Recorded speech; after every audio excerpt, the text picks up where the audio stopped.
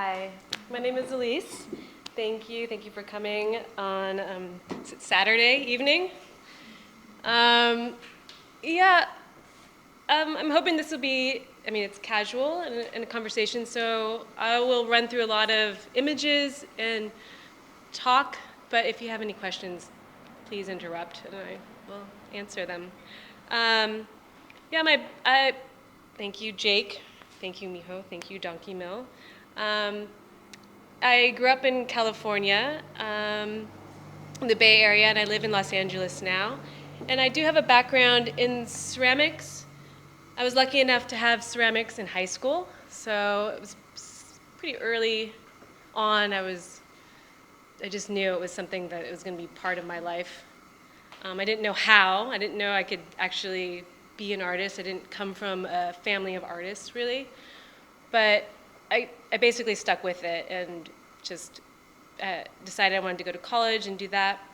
So anyway, I'll just dive in. And I thought it might be interesting to show some of I have a show up right now. It's actually ending today, and it's a solo presentation at Copland Del Rio Gallery in Seattle. And so right before I came here, I went to that opening, and I have some work in progress videos of that show of me just sort of might be interesting to show some of my studio and me working. But yeah, this idea for me, like in school and coming out, was like I knew I wanted to work in this medium. I wanted to work in clay, but I was also interested in painting and sculpture, and so these sort of boundaries of what that meant or what that could be was really interesting as far as exploration for me. So I tend to work depending on my ideas or what I want to say or what I'm thinking about sort of guides what I might be working on or with or what materials. So it tends to always go back to ceramics, but I have done and worked in other medium as well.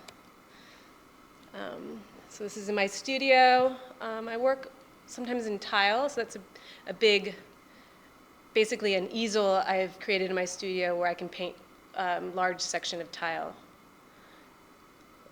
And even though I went to school for ceramics and I've learned, different ways of working, I tend to work now mostly by hand. So this is just me creating some elements that's going to create a larger piece, and it's all just, I don't tend to have everything planned as I work. I sort of invent and just see how things go. So those elements are part of a framing piece for a mirror that I created, and here I am, I'm etching with the Dremel words into the mirror. So it will all come together as, a piece on the wall. And my studio is in San Pedro, which is in the port of Los Angeles, in a park. Can everyone hear me okay? Yeah? And here, that's again the studio with the easel I've created, and I'm painting tile. And sometimes I'll sketch, but mostly it's just sort of, I'll have maybe a reference image and I'll have freehand. And this is, a part of a larger scale mural that you'll see later for the show in Seattle. And there it is. So there is painting, and these are the pieces glazed. And then here I am, installing the tile, just showing all the different process. Most people here have a background in ceramics, or is this like, yeah? And again, this is just doing the grouting.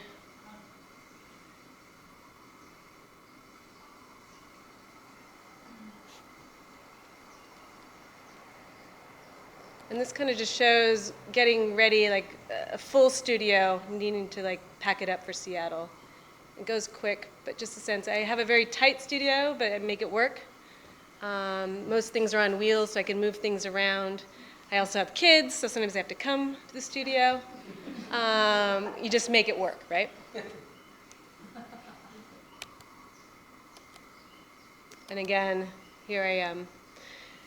So in the past few years, I've been working a lot in this blue and white tradition, and most people want to know why, right? When I first got out of school, I was, not working in a very traditional sense. I wasn't really creating, vessels or working in a blue and white or anything that would be recognizable as like a ceramic tradition.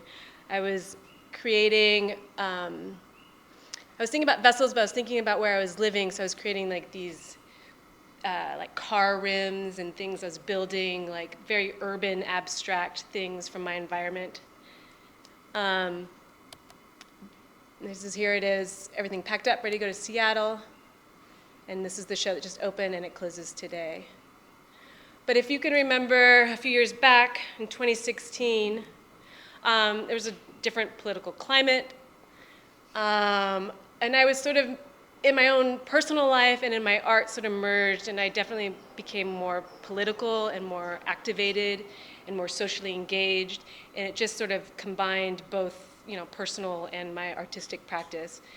In 2017, the Me Too movement happened, and it was right at that time I had done a very large-scale political, actually it was a woodblock print, and I showed it, and I was cleaning all the dust out from carving this 60-foot woodblock print out of my ceramic studio, and I was getting back into clay, and listening to the news, which I do often, it was the Me Too movement was happening. And if you can recall that in 2017, it was this flood of events and people, these men who were being accused of things and many women coming out. And at that time, I was sort of personally thinking about what I was going to do in ceramics, and it ended up sort of coincidentally that I was looking back in ceramic history, which I find so fascinating, and I started making this blue and white series. So this was really about taking a very specific event and a very specific news current event, and then sort of this transitory language, and then like freezing it in this permanent object. So if you can recall, Trump and some of the things he said, this was, a very known quote that he talks about grabbing a woman by the pussy, and the woman also saying that it was like he was an octopus with all of his arms. So here I am, I created this piece, and it has his direct quote. So I was really taking these real-time events, these current events, and making artwork about them. This is Bill Cosby, who was accused by many women over, I think, a 4-decade-long span, right? So I continued working that way, and it was also for me like a way to process all this information. It was, if you could remember, it was such a flood, and a lot of these men were well known. I mean, like Bill Cosby coming out of Hollywood, and a lot of politicians. And so I was making these individual plates and things, and so the idea was that I was taking something that was, traditional and familiar, but it was also coming from this domestic realm, right? It was something that was familiar and really strongly associated with femininity, So you can see where I was seeing something in the news, and then I was recreating my own sort of version. And the thing about, blue and white ceramics and the history of that is that, it starts in Asia, but it was, so in demand and so popular that it became this global product that was traded, and then there was like this rush of, wherever you were, like in Europe, wanting to develop, equally, the equal object, they didn't have the porcelain, but they wanted to recreate it. And then there was this constant appropriation back and forth. So at this point, no matter where you are in the world, there's a blue and white tradition. So again, I was taking, like specific events and creating these plates. And then I was also thinking about, starting to think about how there's this language, right, in society that, so I was looking at words and different quotes and things.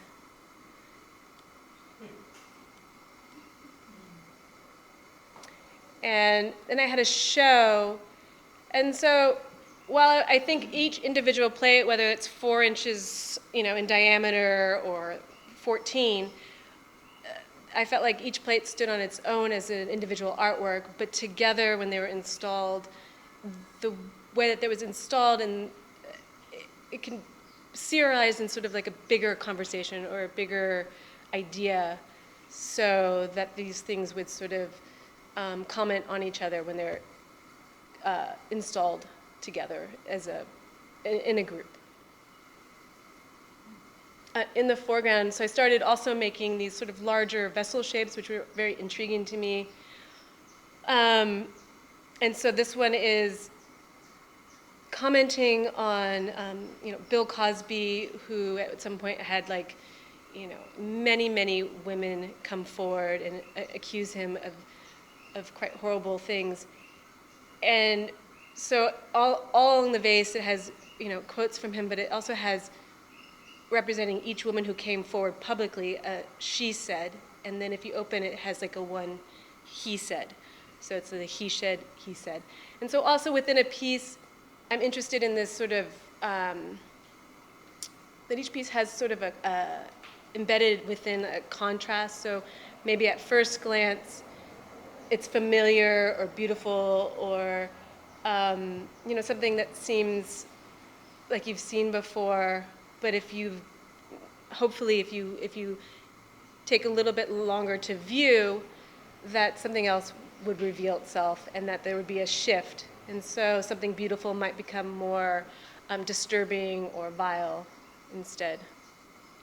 So I started playing with the way that the words also read to make it a little bit slower.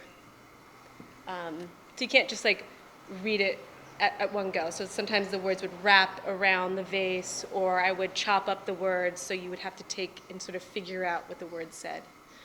At one point, I was awarded a residency in Ireland, and this was a great opportunity for me.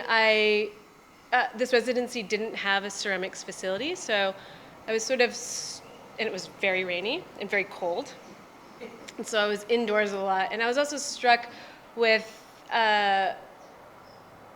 just this idea of working on paper and the immediacy, because I was working with sumi inks and watercolors, and how it differed from working in clay.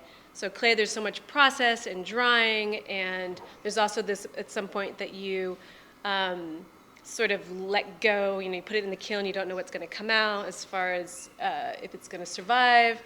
And so there was such a joy in working on the paper, and it dries so fast, and the watercolors. But there was also this point where it was you have to kind of let go as well. It isn't like working in acrylics where you can paint and paint things out and repaint, but the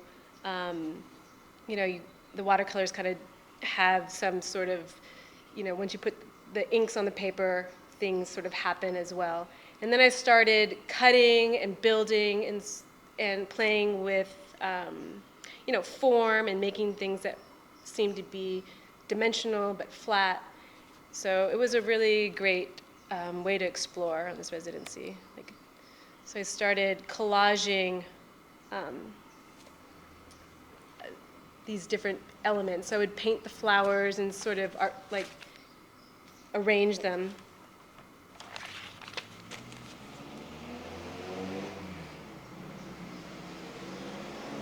And again, thinking about these sort of boundaries of ceramics and painting and sculpture, and what does it mean. So I'm sort of building, but with paper.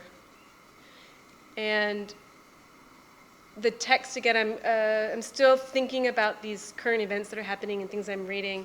This was actually, the text on this is a victim impact statement for a woman who was anonymous at the time, but she was raped in college.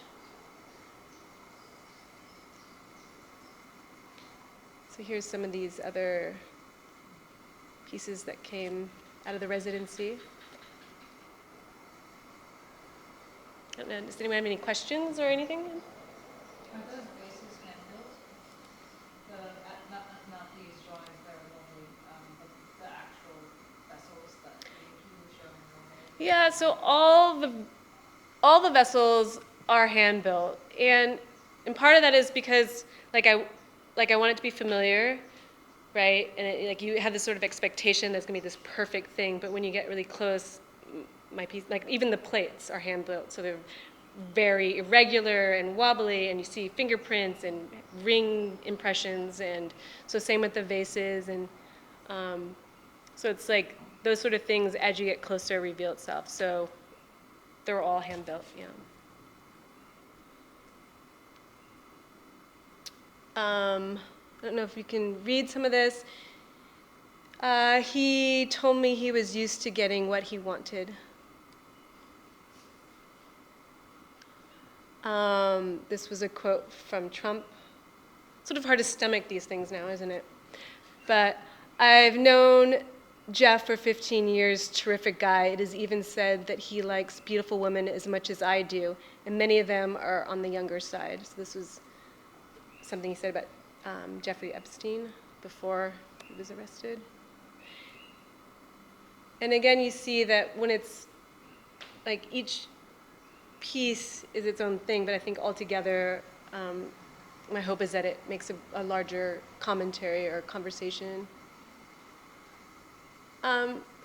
So that series of works, which really started with the Me Too movement, and I felt like that movement was so unique in my lifetime. I mean, there's been feminist movements, but this was like on a different sort of level. It was like this global thing where women all over the world were coming together on on social media, and that never really happened. Like there had been like things that happened, bits and pieces in different places, but this happened at sort of this global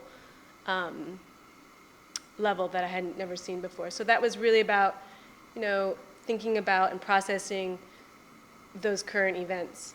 But led to me thinking about sort of language in society and the mechanisms which sort of help predators, like some of these men and the Me Too movement had real action. Some of these men went to prison. But their misdeeds and they went on for years, decades. So what allowed in society that to happen? So I was really thinking about language and sort of those social mechanisms that sort of allow that kind of behavior to continue. So that's what sort of became the next body of work, was thinking about language and stereotypes and tropes and how sort of so commonly used and insidious they are, and how impactful, like how belittling. And so this piece says homemaker, and then on the other side, if you flip it, it says homewrecker.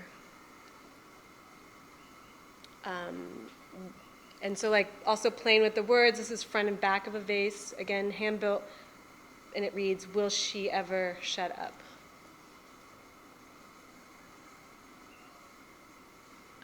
This reads, there's different things all over, but on the bottom it says, "Nice piece of ass." And she's a liar. And so these were actual direct quotes from Trump when he was president. And here's a piece. So these were meant to be shown together, and then if these were vases and with the flowers, you don't see what's inside. And again, thinking about,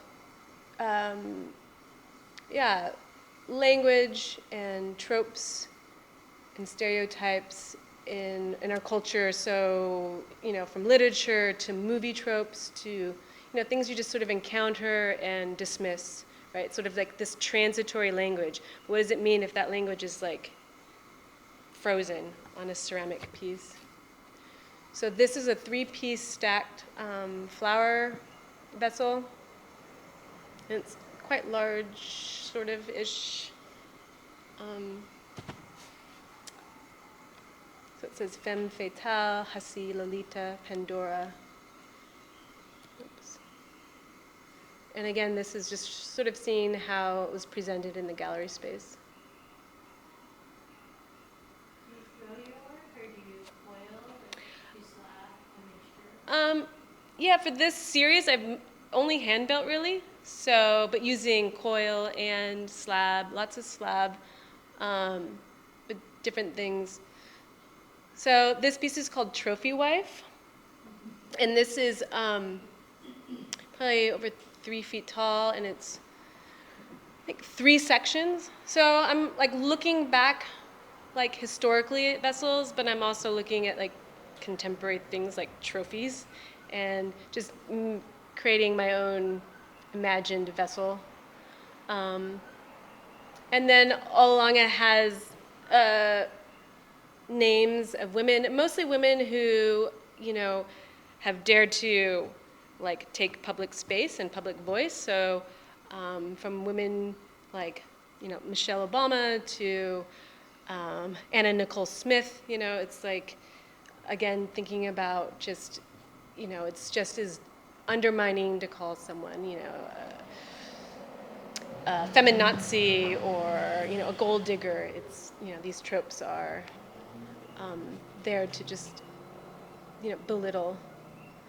And then, as I mentioned, I'm a mother and I have a daughter who's, you know, middle school, and, you know, we have a lot of discussions, and middle school is this trying time in life. And so she's comes home and she's, you know, she's talked about things, you know, like, oh, I'm not, you know, I'm not a girly girl, I'm more of like a tomboy, and we have these conversations. What does it mean to have like she's self-labeling these things and these ideas, and what does it mean to be called a good girl or a bad girl? And you know, not that we are like necessarily answering these questions, but we're talking about them. It's interesting. That one says bitchy, hysterical. And this one has more dimension, to, you know, compared to some of the other plates. Easy lay. This is a tiny plate, probably 4 inches. Bimbo. I will take you over my knee. And as I was sort of thinking this show was progressing, and like I said, it started off commenting on the current events and making things that sort of processed what was happening in real time. This became more about thinking about language and tropes, and also thinking about, you know, started to think more personally, like things that I have heard or what has been spoken to me through my lifetime, and speaking to friends and family. What is it, you know, thinking about body types and, again, language. This says MILF, which I didn't know what that was. Wife, these are small little plates. And also thinking about social media, you know, Instagram. Like I said, I have my daughter is in middle school and she's starting, you know, she has her phone now, and some of that language is frightening for a parent. I don't know if you've dealt with that, like this sort of labeling that happens pretty early on. This is an installation view, again, seeing the plates, you know, together.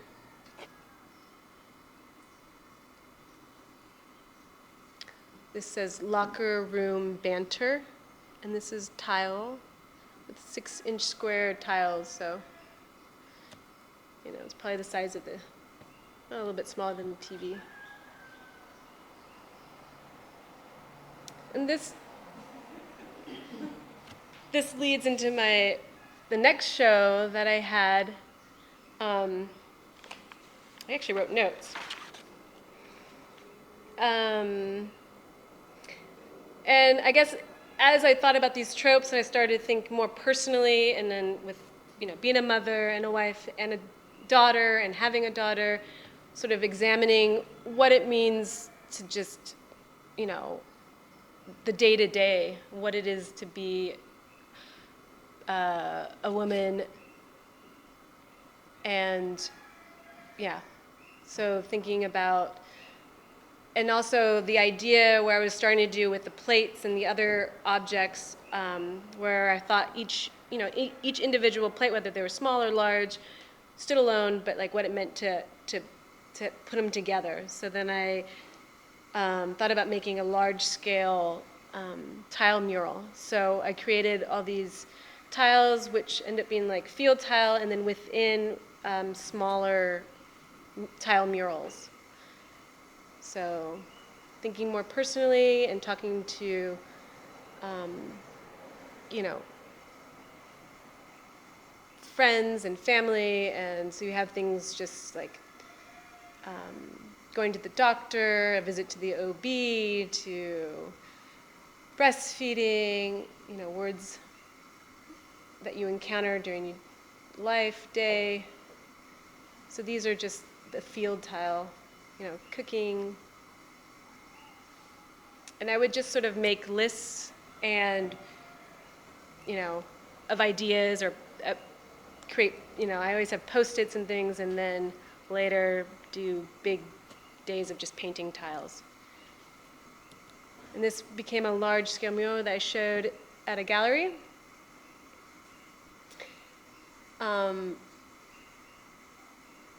Again, referencing the blue and white, which is sort of, you know, like I mentioned, a global tradition. But I was really also thinking about, I spent some time in Portugal, so the tiles there were really influential.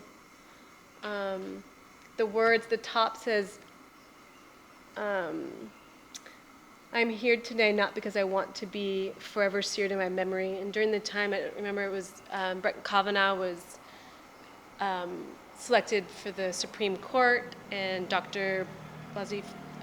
Ford was, you know, gave testimony about her encounter with him in a sexual assault situation in their youth.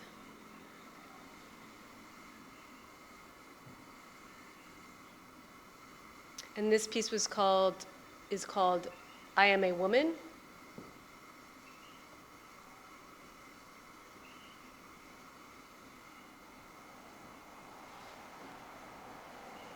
And here it is in the gallery space alongside some works on paper and some other vessel pieces.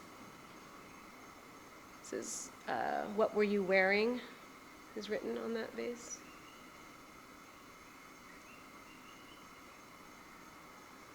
The large vase in the foreground is probably 3 to 4 feet tall. It's 2 pieces, and it's called Testimony, and it has the entire testimony of Dr. Ford's testimony written. You wrote it down, the whole testimony? Yeah. You Should Calm Down. It's with gold luster, and I made, those are like based on some earrings I had.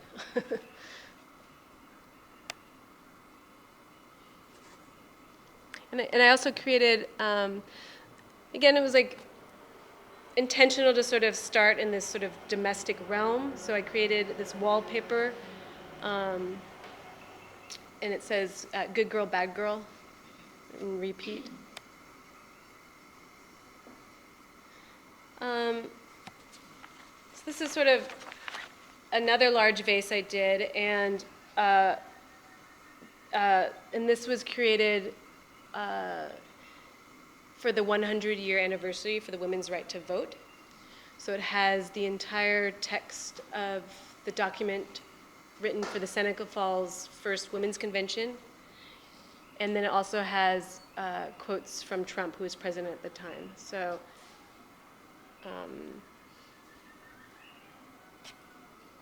it's called Declarations of Rights and Sentiments.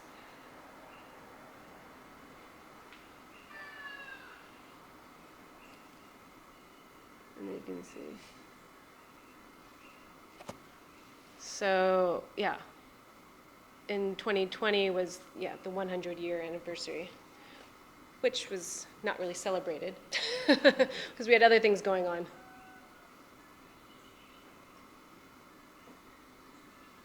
And this, so the show at Track 16 Gallery, I'm Not Like the Other Girls. And so this was work which expands on the past themes and definitely pushes more into the personal direction. I can read what I wrote, actually. Included is an installation, Second Sex, a monument to the otherness of women. that is 11 feet tall and contains smaller ceramic pieces. While the installation is one large sculpture of its own, each smaller piece is also created to stand alone. In the presentation, I include wallpaper, watercolor paintings on paper, and mirrors set within a ceramic frame. This exhibition illustrates the feminist themes, yet it also a response to being grounded over the many months of the pandemic, as well as a reaction to the shooting of 8 people at the Gold Spa in Atlanta. Yeah, it was a difficult period, I mean, for everyone during that time. We were 2020 with the pandemic, and yeah, the shootings in Atlanta really affected me and many women and people. I had a real personal response to the Atlanta shootings when it happened. I began to really think about what it means to be Asian American women. There was a lot of discussion in the media at the time if the shootings in Atlanta were gender or race-based shootings. For me, these two ideas cannot be separated. This body of work was really a way for me to confront and try to process this sort of sexist, racist misogyny that is all too present in our society. So it was a bit, I guess, a heavy time, but and I do feel that the way that I work is processing a lot that is happening around me. So I write about this piece, images of fists grasping keys with the ends of the keys pointing outward through the fingers, and small handheld sticks or plastic contraptions allude to the advice women get on how to defend themselves while walking alone. The language that are surrounded by feminine decorative elements are speaking to a world where women need to be on the defensive against abuse. So it's like I remember being told things like when I was in college, never walk alone, you know, have your keys ready, park your car under a lit space, you know, never even go to the bathroom alone, like, and just sort of questioning that later in life, like, you know, why were we taught this sort of way to like perceive life, you know? It's like this always to be on the defensive. And sort of also thinking about this sort of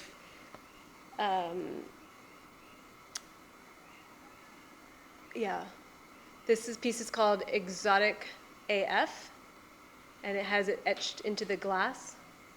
And it was interesting to work with the mirrors. One, when you're viewing it, you're seeing yourself, but you're also seeing what's around. So in this installation, you would see the large scale piece that's directly in front of this mirror. There it is, where you can kind of see the writing better. But there you can see, once you're in front, you can also see the work behind. And so I was really thinking about this idea of otherness and how there's language that creates that idea of otherness, and especially towards women. And so the piece that you see in the mirror that's behind me is called Second Sex, and it's a monument to the otherness of women.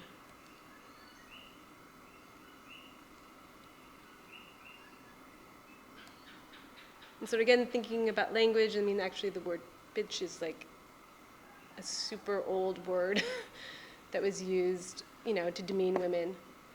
So here again, I'm using tile, and I have the tile on the bottom, but again, this sort of monumental installation, or the idea of a sort of a monument.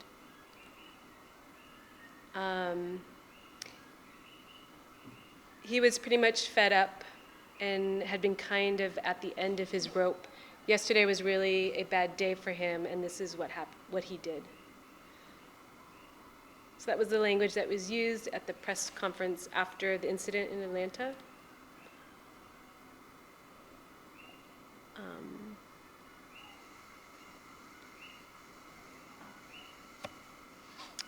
And this says, when the government controls that decision for her, she is being treated as less than a full human.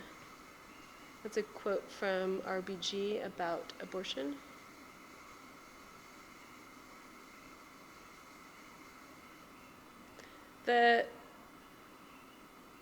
the vessels and the piece to the right. Oh, there it goes. Maybe it will come back around. There's just a close-up there. I guess maybe I don't see it.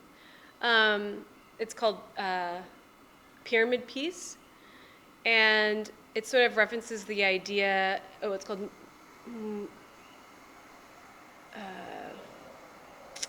gosh, I can't remember. But it's sort of this idea after Kamala Harris was giving her debate with Vice President Pence at the time, and she had to pause and tell him, I'm speaking. There was like this also another social media movement where women came together and talked about their moments of having to sort of, here is this, to, having to claim space and voice. But the actual, I meant to talk about this piece, sorry. When she was elected as VP, she talked about she wasn't there, just on her own accolades and hard work, but she was there on the shoulders of other women that came before her. So this piece is sort of that, thinking about that, and so creating the pyramid, which is a symbol of strength, and sort of this idea of femininity and strength, and but these pieces are fragile because they're propped up. I don't know if I have a good picture, but they're flat with just, they're not three-dimensional really, they're flat. So this goes back to that idea. I mean, there was even a